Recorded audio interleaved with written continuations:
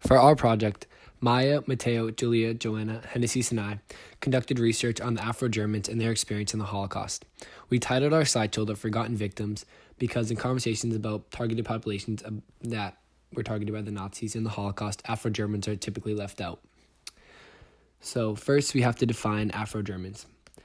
Afro-German is a term that emerged in the 1980s from a group of people of African descent living in Germany. For the purposes of this project, this classification refers to any person of African descent living under the Third Reich in the time period of roughly 1933 to 1945. And also, I'll use Afro-German to describe Black people living in Germany today. Nazis had little respect for people's willingness to identify as they please, so it's complicated to find the right terms to describe each person correctly today. In 1933, there were roughly 20,000 Black people living in Germany out of a total population of 65 million. Germany was very white during this time period, and as we know, even a minuscule percent of imperfection is way too much for the Nazis. Thus, they set out on exterminating this population in various methods, most of which tied to eugenics. Unfortunately, due to the constantly changing borders and the small number of Africans to begin with during this time period, the exact number of Afro-Germans immediately following the war is unknown. Today, however, the number of people identifying as Afro-German in Germany is about 820,000. Afro-Germans are still a small minority in Germany, and the discussion about the complicated past dealing with colonialism and their treatment under the Nazi regime has only recently begun to provide little success and recognition in reparations.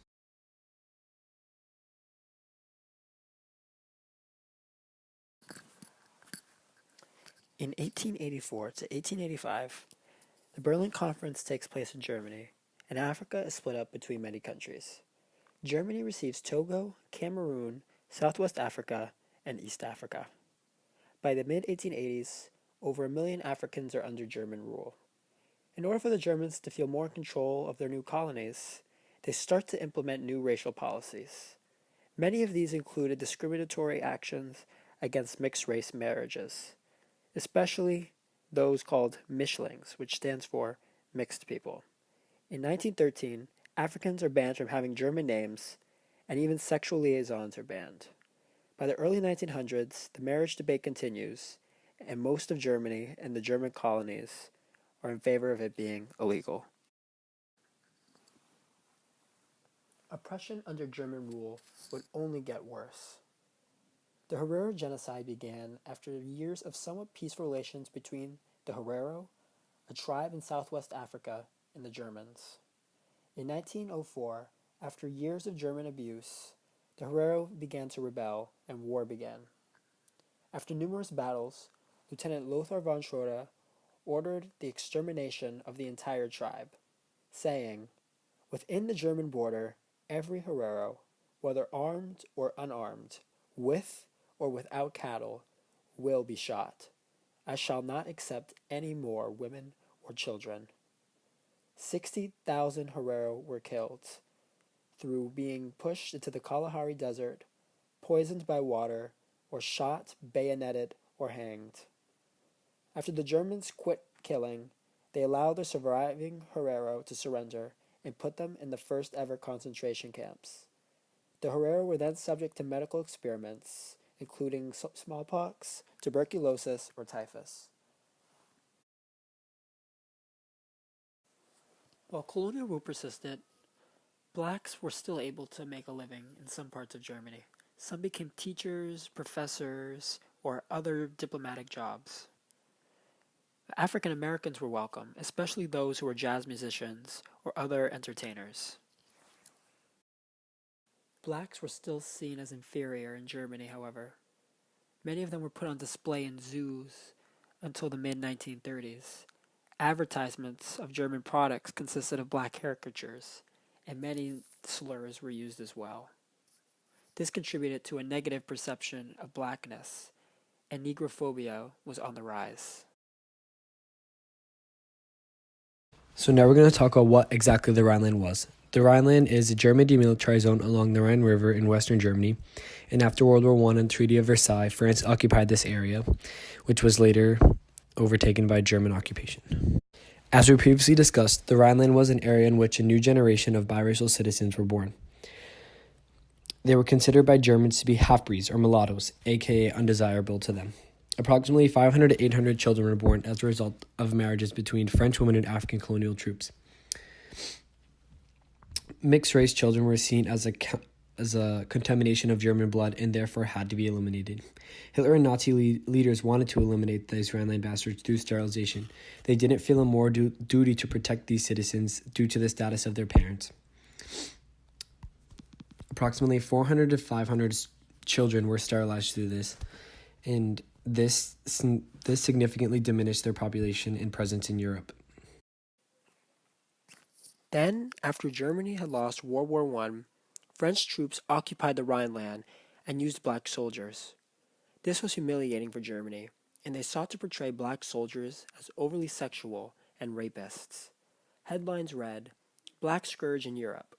Sexual horror let loose by France on the Rhine. Disappearances of young German girls."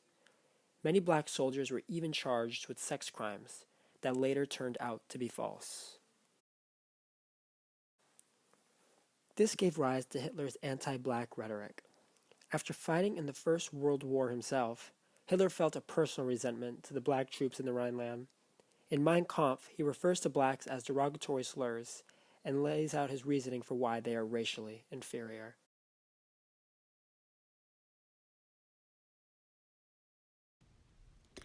Because the Afro-Germans were such a minority in Germany, instead of finding laws directly enacted for them, Nazi Germany had laws enacted for Jewish people at first, and then these laws were applied to other groups, including Afro-Germans. One such example of this was the Law for the Prevention of Genetically Diseased Offspring of July 14, 1933, which mandated the forced sterilization of certain individuals with physical and mental disabilities. This provided the basis for the involuntary sterilization of groups such as the Rhineland bastards, a term used to refer to the Afro-Germans, which will be explained later on in the presentation. There was also the Nuremberg race laws enacted in September 15 of 1935, also known as the Law for Protection of German Blood and Honor. This prohibited people defined as Jews from marrying or having sexual relations with people of German or related blood. In November of that same year, these laws were extended to other groups who could produce racially suspect offspring. This law was thereby extended to Afro-Germans. In 1941 as well, as Jewish children were banned from schools, so were the black students. They were not allowed to go to university either and had to halt their studies completely. A specific group out of Afro-Germans that Hitler targeted were called the Rhineland bastards in his own words. And the Rhineland bastards were the product of French women and African colonial troops that occupied the Rhineland after the First World War. Targeted hatred towards them drove the Nazis to sterilize as many of them as they could in order to get rid of their presence in Europe. The Rhineland bastards were probably the most specific and well-known group of black people that Hitler specifically targeted, and their presence in Europe significantly decreased after the sterilization of many of them. As many as 400 to 500 Rhineland bastards, aka children, were sterilized as a result of this hatred. Eugenics. Where did this ideology come from? Well, in 1863, Sir Francis Galton, a cousin of Charles Darwin, theorized that if talented people only married other talented people, the result would be better offspring. Galton's ideas were imported into the United States, and during the time, America was dealing with immigration of people torn up by post-Reconstruction chaos and when race conflict was everywhere. Elitists, utopians, and progressives fused their race fears and class bias with the desire to make a better world. They reinvented Galton's eugenics into a repressive and racist ideology. Elements of this philosophy were put as national policy by forced sterilization, segregation laws, as well as marriage restrictions, which were enacted in 27 states, mainly in California. This year in Facing History, we've seen all of these pictures before. We've seen them in the context of American eugenics. Like we previously discussed, Nazis borrowed these ideas and put them into use in the context of the Holocaust to eradicate the undesirables. Afro-Germans were undoubtedly one of the most undesired races according to the Nazis, and through the masked legitimacy of racial science, the Nazis began to sterilize them. The pictures shown here are common propaganda that was put out to populations to convince them that this was legitimate science. Hitler and eugenics. Hitler proudly told his comrades just how closely he followed the progress of the American eugenics movement. He goes on to say, "I have studied with great interest," he told a fellow Nazi, "the laws of several American states concerning prevention of the reproduction of people whose progeny would, in all probability, be of no value or interest to the racial stock." Hitler even wrote a fan letter to American eugenic leader Madison Grant, calling his race-based eugenics book, The Passing of the Great Race, his Bible. The American term Nordic was exchanged for Germanic or Aryan, and Nazis were determined to ensure the strength and purity of the Aryan race. They identified black people as inferior and an alien race that threatened the future of the existence of Western society. During the Reich's early years, eugenicists across America welcomed Hitler's plans as the logical fulfillment of their own decades of research and effort. You can even see eugenics rhetoric in Hitler's Mein Kampf. In one quote, he says, "Every racial crossing leads inevitably, sooner or later, to the decline of the hybrid product, as long as the higher element of the crossing is itself existed in any kind of racial unity." However, Hitler wasn't the only person during Nazi Germany to believe in eugenics. "We want to prevent poisoning the entire bloodstream of the race," the Counselor of the Reich Ministry of the Interior says. Dr. Eugen Fischer. During the Herero genocide, Dr. Eugen Fischer performed medical experiments to prove his racial theories. He used Herero and mixed-race subjects as guinea pigs to the dangers of race mixing, and the ultimate wrote a book about his findings in Namibia, The Principles of Human Heredity and Race Hygiene. He also became Chancellor of the University of Berlin, where he taught medicine to Nazi physicians, one of his students being Joseph Mengele. He was also the director of the Wilhelm Institute for Anthropology, Human Heredity, and Eugenics from 1927 to 1942. After 1933, Fischer adapted his institute activities to serve Nazi policies. He taught courses for SS doctors, served as a judge on Berlin's heredity court, and provided hundreds of opinions on the paternity and racial purity of individuals. As a direct result of the law for the prevention of genetically diseased offspring and the Nuremberg laws, Nazis set up a secret group called Commission No. 3 to organize sterilization and to keep intact the purity of the Aryan race. This commission was under the supervision of Dr. Eugen Fischer. In 1937, all local authorities in Germany were to submit a list of all the mulattoes. These children were taken, often without parental permission, put before the commission, and once verified they were of black descent, the child was immediately taken to the hospital and sterilized. About 400 to 500 children were sterilized or subject to sterilization radiation. This is Joseph Goebbels, and he is a key figure in the realm of Nazi propaganda. He became Germany's Minister for Public Enlightenment and Propaganda in March of 1933 after Hitler rose to power. Goebbels had complete jurisdiction or power over the content of German newspapers, magazines, books, music, films, stage plays, radio programs, fine arts, and other sorts of media. His job was to censor all opposition to Hitler and present the Chancellor and the Nazi Party in the most positive light, while stirring up hatred for Jewish people and other minority groups such as the Afro-Germans.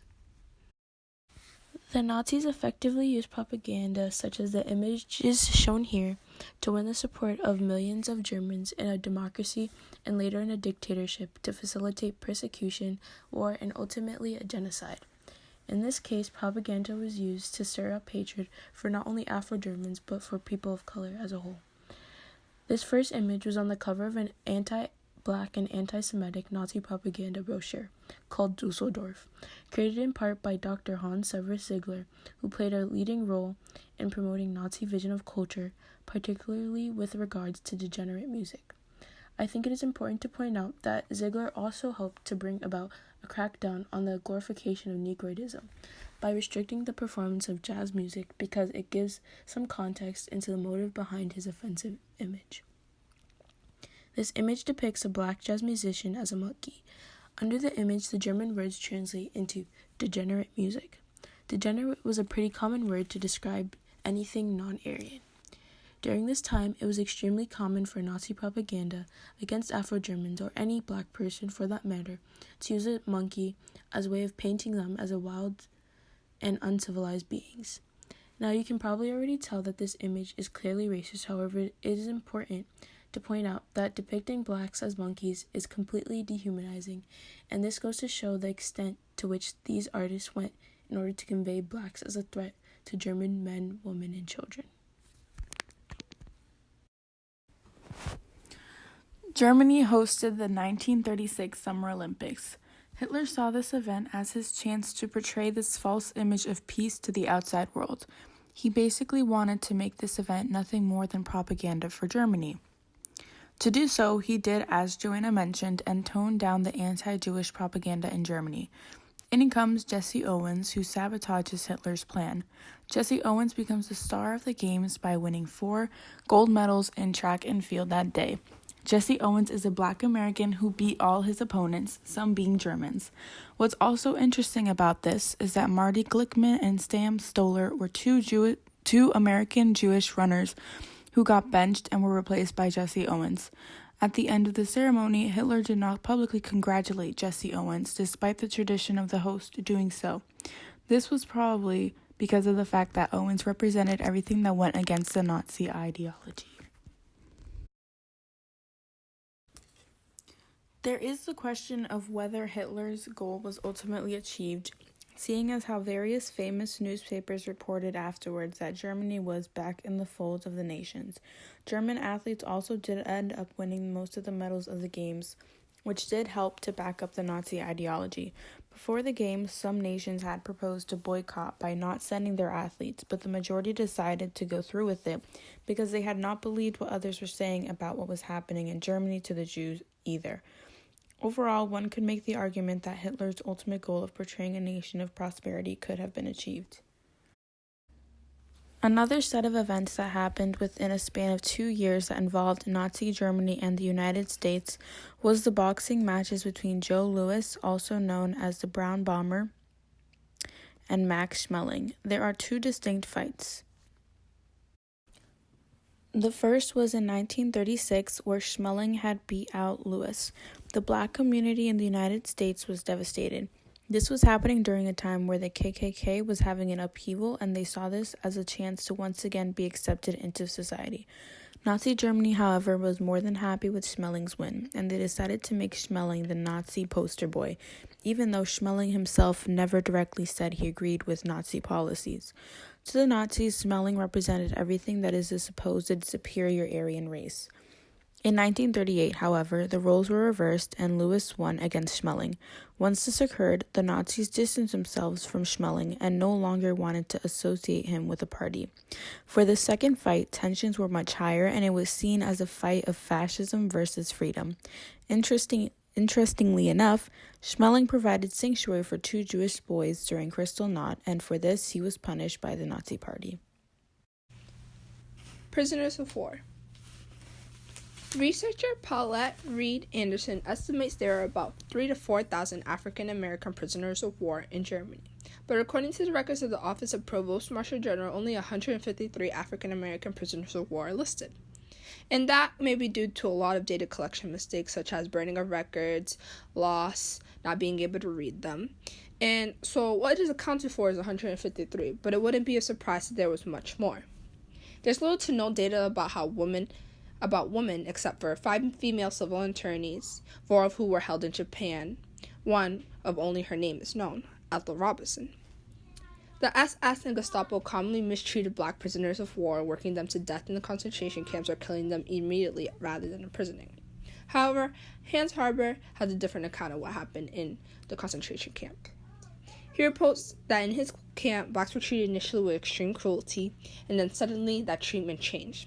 He goes on to say, they were executed at random, denied water on long marches, and starved until many fell ill. No white man allowed to converse with a Black. Then, suddenly flogging was replaced by pampering. Negroes alone among the prisoners were permitted weekly walks in the nearby village. They were given 1 cape of soap for each 4 men, a privilege never granted white prisoners. Their food was improved, princely compared with that allotted whites, and they were permitted to attend a daily reading of news reports from which they had previously excluded. Harper gives no reason for the dramatic change in behavior by the Nazis, and most likely he did not know why. Germany invaded France in May 1940. French prisoners of war were treated very poorly due to their history that they had, that Mateo and Maya both talked about. Some French African-American soldiers were segregated from other prisoners, and some were sent immediately to entirely different camps in northeastern France, such as Troyes and Poitiers, and Germany. According to the Bestchaus-Gerst, During the war, some 80,000 French African American prisoners of war were sent to camps in Bordeaux on orders from Hitler. Some Africans were held in Luckenwald, where they were used for research in tropical medicine or for the language studied by so-called African specialists. Malnutrition, dysentery, and other illnesses were epidemic. Some places, prisoners of war never even made it to the camps. They were just executed immediately, such as the events on May 5th, 1944, which in Budapest, Hungary, near a local prisoner, the Gestapo hanged 3 African-American pilots to death, or on about September 1st, 1944, near Merzig, Germany, black American soldiers were ordered to dig their own graves and then shot to death. The Black experience in concentration camps is generally unknown to us. There is little evidence of documentation to account for the number of Afro-Germans that were held in concentration camps. Some theories or reasons for this are that most of them died in the camps. SS destroyed most evidence they had.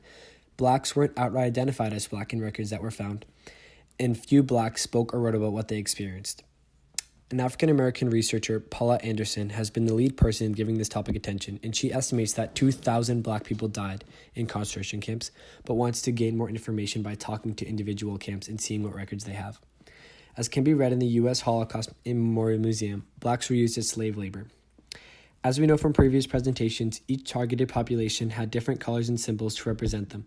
However, Blacks did not have an assigned badge as their skin color was distinction enough.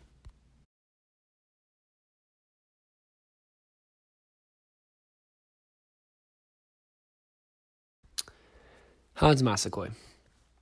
Of the forgotten victims, Hans Massaquoi is one of the most outspoken and well-known. He wrote a book entitled Destined to Witness, Growing Up Black in Nazi Germany, in which he told his personal experiences growing up Black under the Nazi rule in Germany. Some of the most shocking revelations stem from testimonies that describe him wanting to be in Hitler Youth. Hitler Youth was explicitly an organization that indoctrinated young boys and men into becoming Nazis. Due to the popularity of this organization, partly attributed to our good friend Lenny, young Black boys like Hans became infatuated with joining the group as well. He even expressed his strong desire to fit in by saying, "I always was pointed at because of my exotic looks. I just wanted to be like everyone else." This quote from him shows the internalized racism he faced during the time. He recognized that there was something different and that people saw him differently, but because of all the propaganda and the general atmosphere of Germany, he wanted to fit in so badly. Hans Hock. Hans Hock is another Black Holocaust survivor, and more specifically, a survivor of sterilization at the age of 16. He remembers not having received anesthesia during the operation, and immediately after the operation, he was told to make sure to never have sex with German women again. The fact he did not receive anesthesia during his sterilization shows that the Germans weren't only interested in eradicating them, but they were interested in eradicating Afro-Germans in sinister ways that provided little care for their lives afterwards.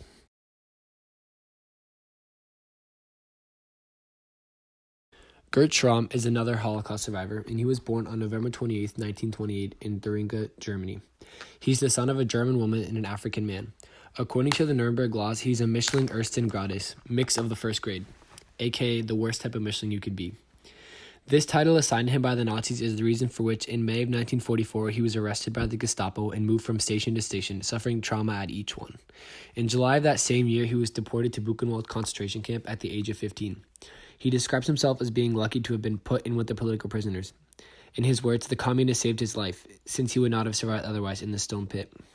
He also recalls facial expressions of the American liberators and just how utterly shocked they were to find out what was happening at Buchenwald. Gert Schramm survived, and to this day he is known as the only Black person to have been at Buchenwald. There is no doubt that Germany is doing a fantastic job facing their history regarding the calculated genocide of millions of Jews in the Holocaust. They do, however, have a tough time accepting responsibility for their role in both the colonization of Africa and the following mistreatment and dehumanization of African people living on Germany's mainland. The reason for this is a feeling that they have a reputation of being responsible for so much destruction in world history, and that enough is enough. This mentality is extremely violent because it completely casts a shadow over countless victims that hurt in the same way as other ones. Naja Ofote-Lazard, a Ghanaian activist, describes Germany's stance on the issue best by saying, "They still adhere to the myth of civilizing mission. They do not frame colonialism as a regime of violence and domination.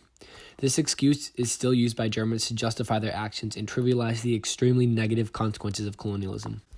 Very, very recently, Germany has begun making small attempts to communicate how they can rename the way they express their roles in this. However, only after immense pressure from Afro-German activist groups.